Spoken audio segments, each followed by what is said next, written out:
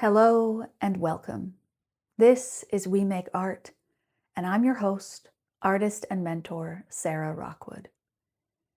You've probably heard this advice before. Get clear on what you want, name your vision, see it in your mind so it can become real. And maybe for a while, you believed that clarity was the price of entry to a life you could love. And that if you couldn't articulate what you wanted, you couldn't have it. That your lack of vision meant you weren't ready, weren't committed, weren't manifesting properly. But what if that isn't true?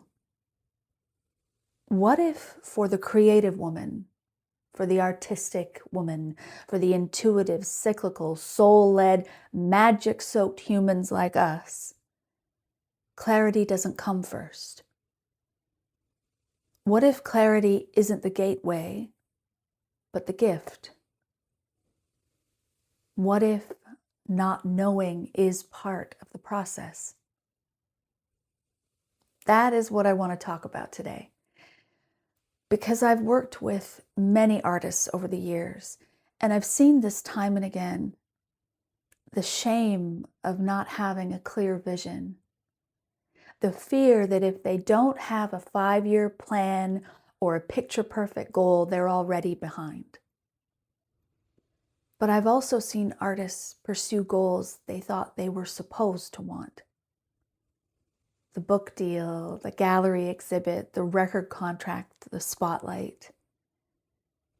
They chose dreams like they were checking boxes, never asking if those dreams fit the season of life they're in or the truth of who they are now. And so they poured themselves into the pursuit. They hustled, they sacrificed, they got the thing and felt hollow.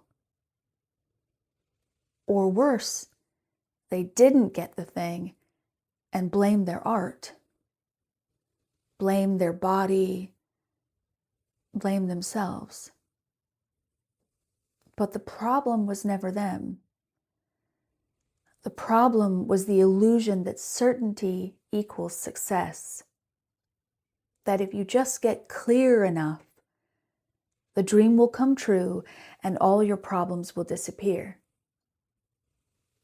But what they really needed was to slow down, to soften, to feel their way, not force their way,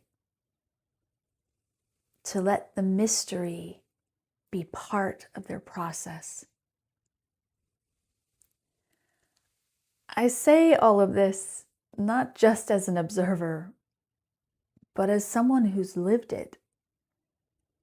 I've chased the wrong vision, not because I didn't care, but because I never paused long enough to ask if that dream was actually mine. And I put so much weight on the achievement of that dream fixing me, healing me, that if I could just make this one thing happen, then it would mean I was okay, that I was good, that I was worthy. All that chasing drained me. It put me in rooms that weren't safe. It kept me trapped in relationships that hurt me. And worst of all, it cut me off from my art. The one thing I was supposedly doing all this for. But now I know better. Now, when I meet the fog of indecision, the quagmire of whether to go north or south, I don't fight it. I welcome it. I sit with it and I ask myself, what is it trying to show me? What does this moment of indecision ask of me? Because now I know the difference between striving for clarity and being present enough to let clarity find me. I don't make vision boards anymore.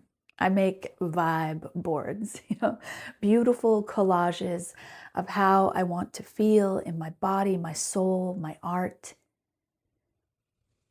because I'm not manifesting a specific career milestone or aesthetic lifestyle. I'm manifesting a deeper connection to myself, a way of being that expands me, that lights me up, that allows my full, unfiltered self.